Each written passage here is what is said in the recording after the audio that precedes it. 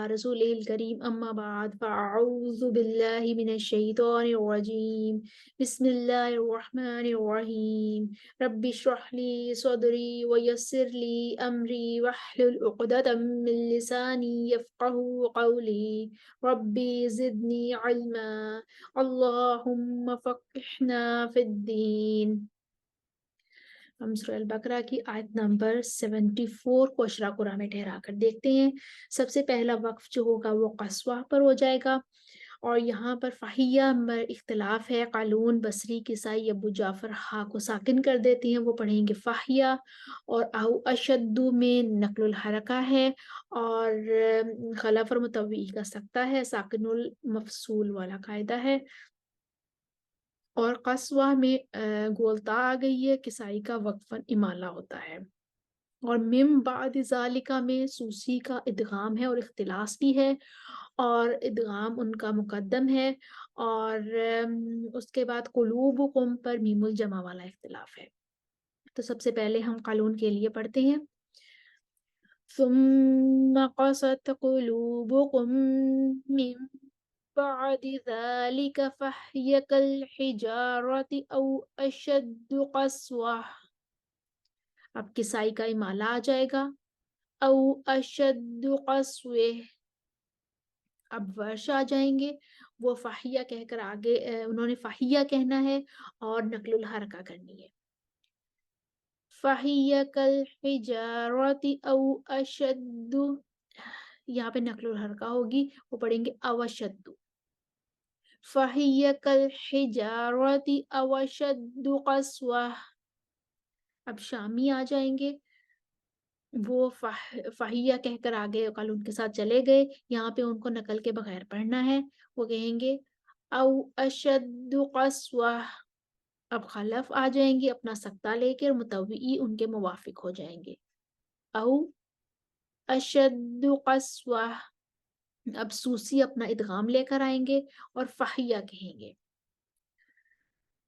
मिन बाद ज़ालिका फ़हिय कल-हिजारति औ अशद्दु क़स्वा। अब सूसी का इख्तिलास होगा। मिन बाद ज़ालिका फ़हिय कल-हिजारति औ अशद्दु क़स्वा। क़ालून का सिला आ जाएगा।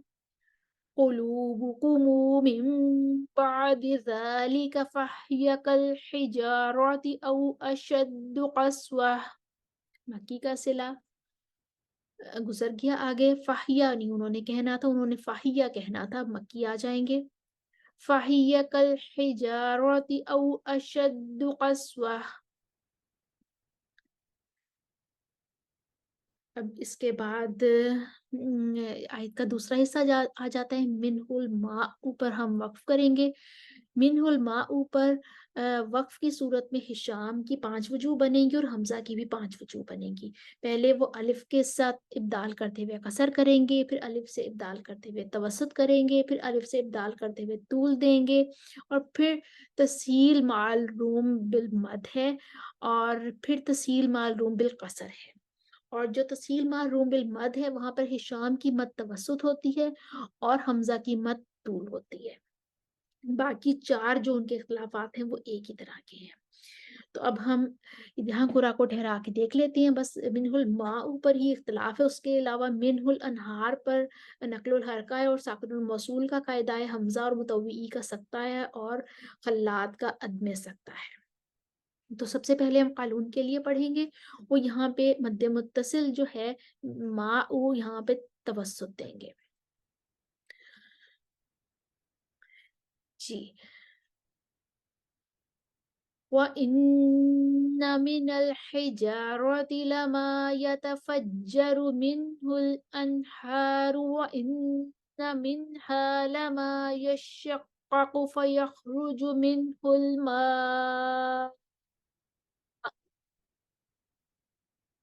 अब हिशाम और खल्लाद आगे गुजर चुके।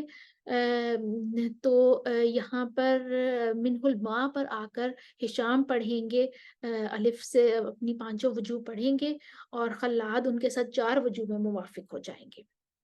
सबसे पहले हिशाम अपना अलिफ के साथ इब्दाल करते हुए कसर लेकर आएंगे तो खल्लाद उनके साथ मुवाफिक हो जाएंगे। منہ الماء. اب خلاد الف سے ابدال کرتے ہوئے توسط لائیں گے. منہ الماء. اب خلاد ہشام جو ہے ہشام الف سے ابدال کرتے ہوئے طول لے کر آئیں گے. منہ الماء. اب ہشام جو ہے وہ تسہیل معروم بالمد لائیں گے اور ہشام کی مد توسط ہے، اس وجہ سے اب خلاد ان کے ساتھ موافق نہیں ہوں گے. منہ الماء. اب ہشام تسہیل معروم بالقصر کریں گے، اب خلاد ان کے ساتھ موافق ہو جائیں گے. منہ الماء. اب خلاد آئیں گے تسہیل معروم بالمد حمزہ کے لیے یعنی کہ ان کی طول کے ساتھ. منہ الماء.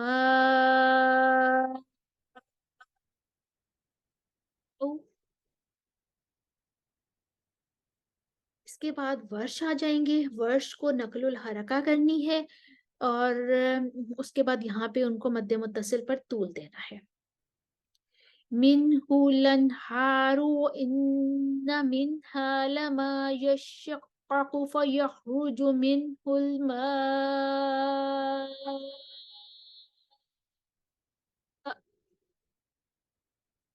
اس کے بعد حمزہ سکتہ کریں گے، حمزہ کھڑے ہیں ساکن الموصول پر سکتہ لے کر، حمزہ کا سکتہ ہوگا اور آگے پھر حمزہ کی وہی 5 وجوہ آئیں گی.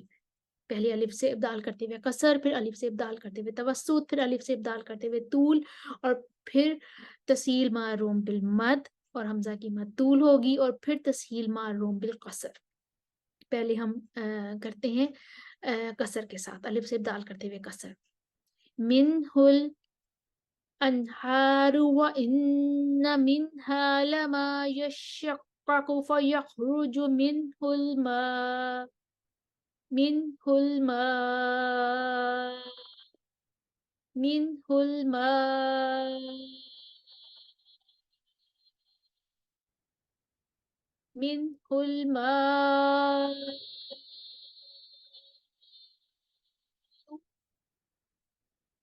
منہ الماء. اس کے بعد متوی کا سکتہ آگے آ چکا تھا، انہیں یہاں پہ توسط کرنا ہے. منہ الماء.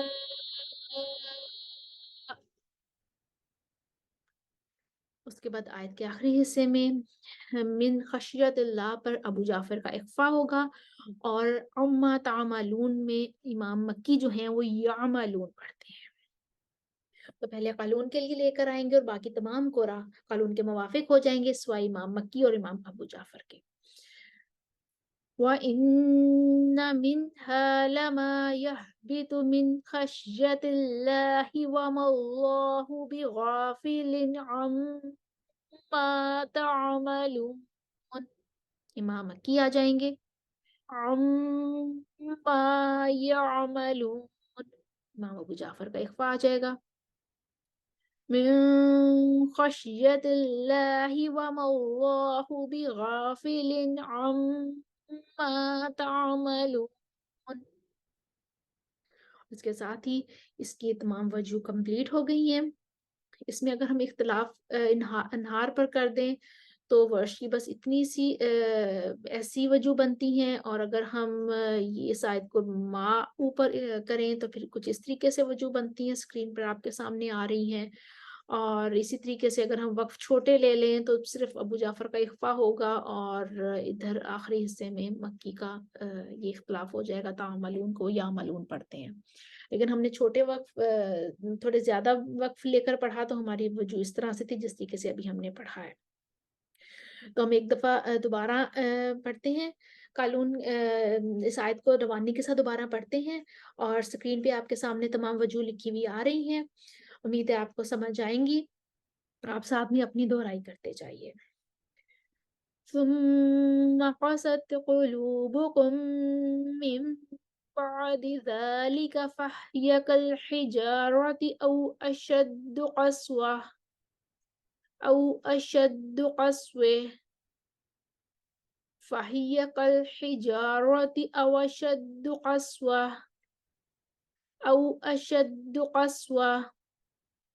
أو أشد قسوة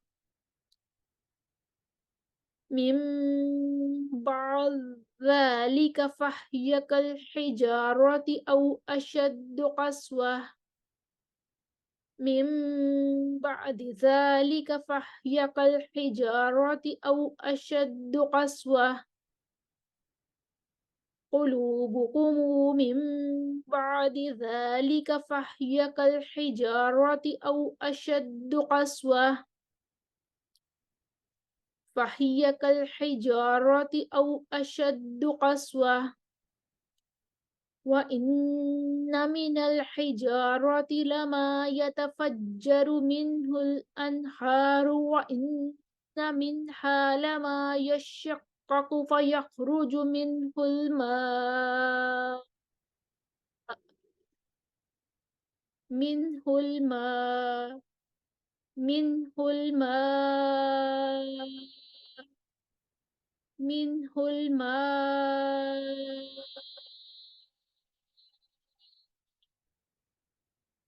منه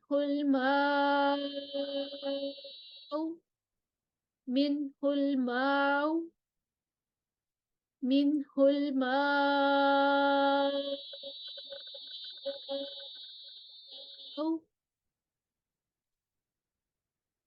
منه الأنهار وإن منها لما يشقق فيخرج منه الماء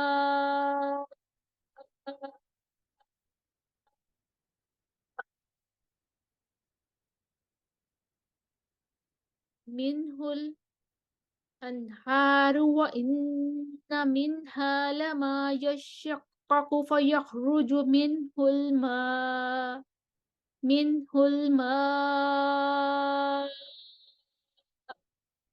منه الماء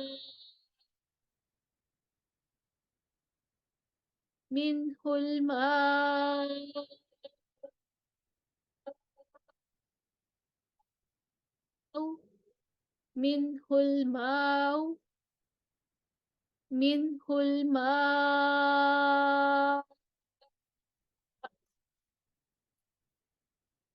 وإن منها لما يهبط من خشية الله وما الله بغافل عما تعملون عما يعملون من خشية الله من خشية الله وما الله بغافل عما تعملون।